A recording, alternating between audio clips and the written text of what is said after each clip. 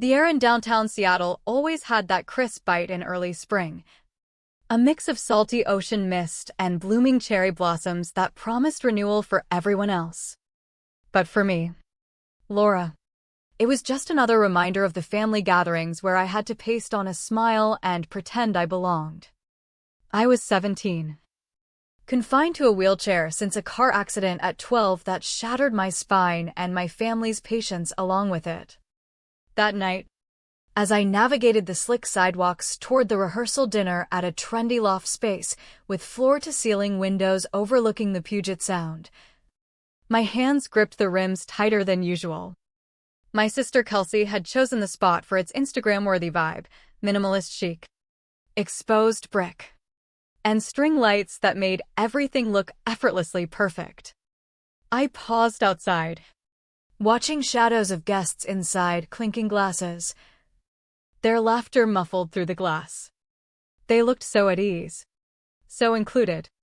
My mom, Sarah, had shown up early to help with setup, which really meant micromanaging the florals while avoiding any real conversation with me. A server with a name tag spotted me at the door and swung it open with that polite, pitying smile I'd grown used to, her eyes darting to my chair before snapping away like it burned. I nodded thanks and rolled in quietly.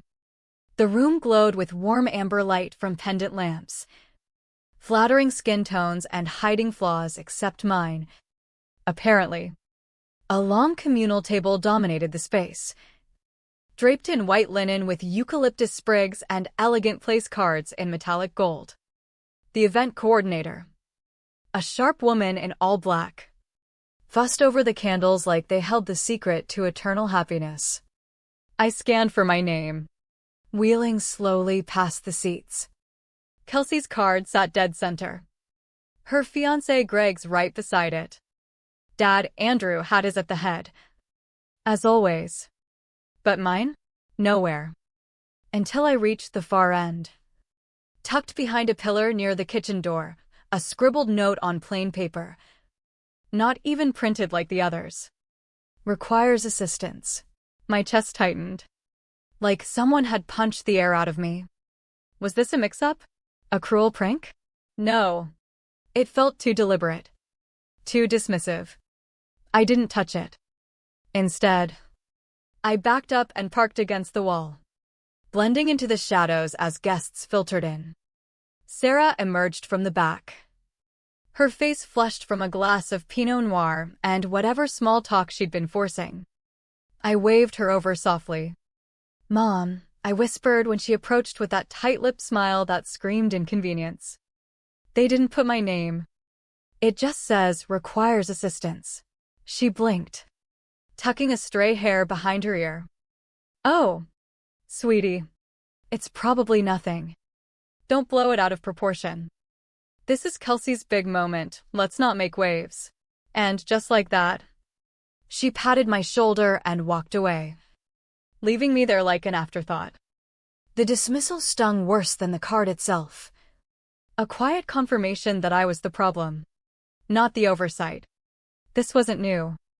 From elementary school outings where I was the special needs kid needing extra chaperones, to holiday dinners where relatives called me inspirational instead of just Laura. I'd been conditioned to be grateful for scraps of inclusion. Smile through it. Don't complain.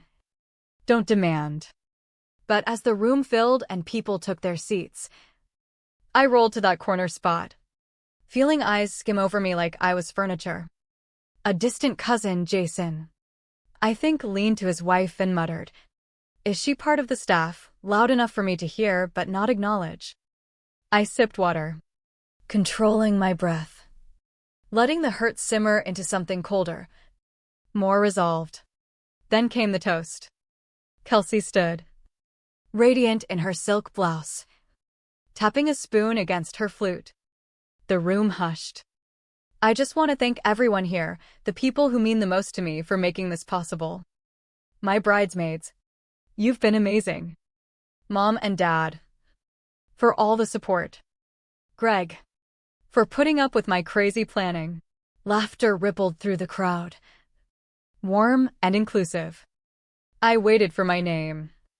For even a nod. Nothing. Just clinking glasses and my silence echoing in my head. It was like I'd vanished before their eyes. I didn't storm out. Instead, I wheeled to the bar, pretending to browse the non-alcoholic options. That's when I overheard Kelsey. Her voice casual. Unchecked, make sure that wheelchair chick doesn't clog up the aisle tomorrow. I don't want her messing with the shots. The coordinator nodded, jotting it down like it was about tablecloths. They were feet away. I could have reached out, but they didn't see me. Or didn't care. Wheelchair chick. Not Laura. Not sister. Just an obstacle. I retreated to the bathroom, locking the door, staring at my reflection, hair neat, makeup holding, but eyes hollow. The effort to shrink myself had worked too well. I was erased, even when present. The ride home with Sarah was silent, her knuckles white on the wheel, lips pursed like she was holding back a lecture. I didn't wait for help unloading my chair, I managed the ramp myself. The one installed years ago, but rarely acknowledged. Inside, the house felt empty, the fridge humming indifferently. I paused in the hallway, noticing a bare spot on the wall where a framed drawing hung, a childish sketch of Kelsey and me under a maple tree. Hands linked, smiles wide. Mom had framed it, called it precious. Now it was gone. I rummaged through a drawer and found it face down under junk mail. Glass cracked. Dust thick. Seeing it discarded like that cracked something in me too. I took it to my room, propped it up, and stared. That innocent version of us mocked the present. Scrolling my phone numbly, I saw Brianna, my cousin, once close, had posted a story, a boomerang of her and Kelsey toasting. Caption, Dream Bridal Crew. Everyone tagged but me. Cropped out entirely. The ache deepened. Not fresh hurt, but a cumulative fracture. I didn't react. Instead, I opened my notes app and started logging. Dates. Words. Slights. The missing invite to last summer's family barbecue. The retirement video for Dad where my contributions went unmentioned. Mom calling me resilient instead of daughter. Patterns emerged. A slow erasure. No more begging for inclusion. I'd collect evidence for my own narrative. The next day, clouds loomed heavy as Sarah dragged me back to the venue for final touches. I didn't fight it, I needed to witness more. To fuel the fire building inside. She vanished into vendor chats, leaving me to linger. I positioned behind a planter. Overhearing Kelsey again, just keep that girl out of the aisle shots. She'll ruin the aesthetic. The coordinator agreed without hesitation. That girl. Like I was a stray prop. My palms burned from gripping the rims. But I didn't confront. In the bathroom mirror again. I looked worn. Soul deep exhausted. I added to my notes, 3:45 p.m., Kelsey to coordinator, hide me from photos. Not revenge yet, just truth. Stacking like kindling. That evening, a text from Aunt Irene, honey, it's tough, but don't overreact. Blend in. Blend in? Like camouflage for their shame. I didn't reply. Staring at my mirror, I whispered, you're not the ruin, they are. The silence I'd worn like armor was cracking. Nights blurred into quiet rage.